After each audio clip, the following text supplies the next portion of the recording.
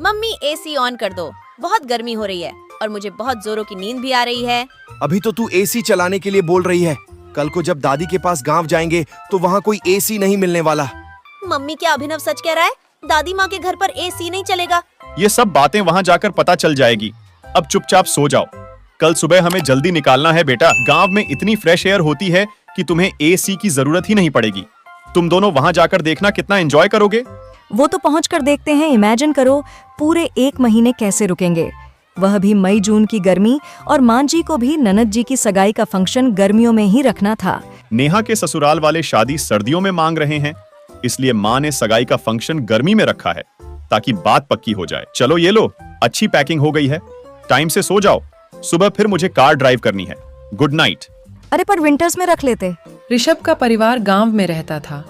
शनाया की शादी के बाद उसकी सास और ननद ही शहर में रहने आए थे, पर शनाया का कभी गांव जाना ही नहीं हुआ।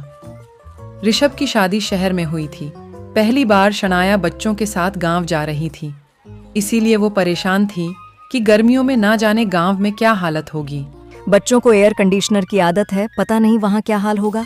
यही घबराहट शनाया और बच्चों के मन में थी। अगले दिन ऋषभ शनाया और बच्चों के साथ गांव पहुंचता है। शनाया बहू, क्या बात है? जब पिछली बार मैंने शहर में तुम्हें देखा था तो तुम्हारी सेहत बहुत अच्छी थी, बच्चे भी बड़े कमजोर हो गए। क्या बात है?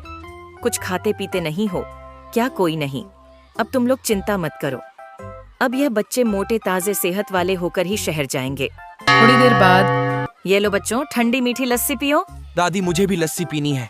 बेटा नेहा, ओ नेहा, लस्सी के गिलास और ले आ बिटिया। माँ जी आप रहने दीजिए, ये बच्चे तो ऐसे ही कर रहे हैं। मैं इन्हें इसी में से थोड़ा थोड़ा दे दूंगी, ये दोनों पी नहीं पाएंगे। नहीं मम्मी, मैं पी लूंगा, मुझे पूरी पीनी है।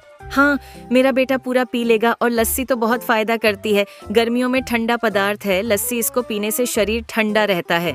शनाया देखती रह जाती है कि दोनों बच्चों ने बहुत शौक से लस्सी पी ली थी। इससे पहले शनाया कई बार शहर में बच्चों को दूध या दही देती थी तो नहीं लेते थे, जबरदस्ती देना पड़ता था। पर आज तो दोनों बच्चे लस्सी को एकदम से पी गए। दादी जी, हम दोनों फर्स्ट आए। हाँ, दोनों फर्स्ट आए हो। अब तुम दोनों को इनाम मिलेगा।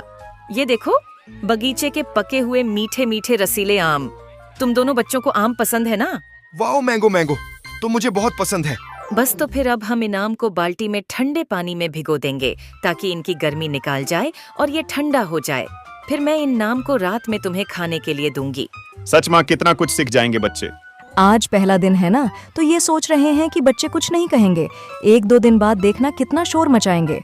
अब आज रात को जब इनको एसी नहीं मिलेगा ना, तब पता चलेगा शहर की गर्मी और गांव की गर्मी में कितना फर्क है। गर्मी के मारे जो पसीने छूटेंगे, मच्छर काटेंगे, तब कहेंगे वापस शहर चलो।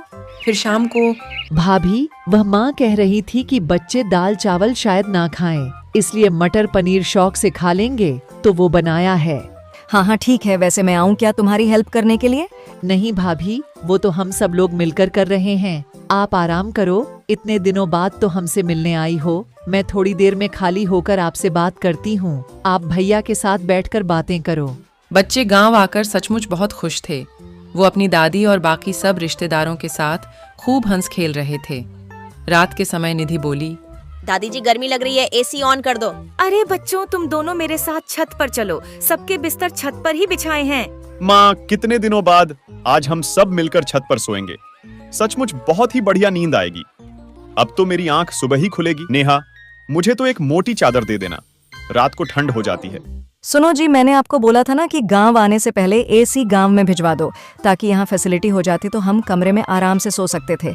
शनाया, हम लोग शहर में रहते हैं और नेहा कुछ टाइम बाद अपने घर चली जाएगी। माँ को एयर कंडीशनर की आदत नहीं है। मैंने माँ को कहा था, पर उन्होंने कहा कि वो कभी यहाँ रहती है, कभी हमारे पास शहर में, तो एयर कंडीशनर लगाने का फायदा क्या है। और वैसे भी यहाँ पर तो सब लोग छत पर ही सोते हैं, बहुत बढ़िया नींद आएगी। यहाँ कोई एसी नहीं चलता, सबको ताजी हवा में सोने की आदत है। और देखो, बच्चे भी माँ के साथ कितने आराम से छत पर सोने चले गए हैं। बच्चे छत पर अपनी दादी के साथ लेटे हुए कहानी सुन रहे थे और कहानी सुनते सुनते सो गए। शनाया हैरान रह जाती है। कुछ दिनों बाद नेहा की सगाई का फंक्शन बहुत अच्छे से हो जाता है। बच्चे जब तक गांव में रहे, उन्होंने एक बार भी किसी बात को लेकर जिद नहीं की। गांव की गर्मी का असर बच्चों पर बिल्कुल भी नहीं हुआ। जिस तरह शहर में गर्मी से बचाने के मशीनरी साधन उपलब्ध है, इस तरह गांव में गर्मी से बचाने के प्राकृतिक साधन उपलब्ध है। बच्चों को ऐसे खुश देखकर शनाया खुश थी कि बच्चों को हर स्थिति में रहने आदत हो गई। भले ही वह गांव में रहे या फिर शहर में, वह अपने आप को स्थिति के अनुसार बदल लेंगे। बच्चों, तुम सब बहुत याद आओगे, तब तो तुम्हारे साथ रहने की आदत हो गई है। मान तो फिर आप और नेहा शहर आ जाना, बच्चों को भी अच्छा लगेगा। हाँ बेटा, थोड़ी गर्मी कम हो जाए फिर मैं जरूर आऊंगी। शनाया बच्चों और अभिनव को लेकर शहर चली आई और शहर आने के बाद भी बच्चे गांव की बातें करते नहीं थक रहे थे। यह देख शनाया और मनोज की खुशी का ठिकाना नहीं था।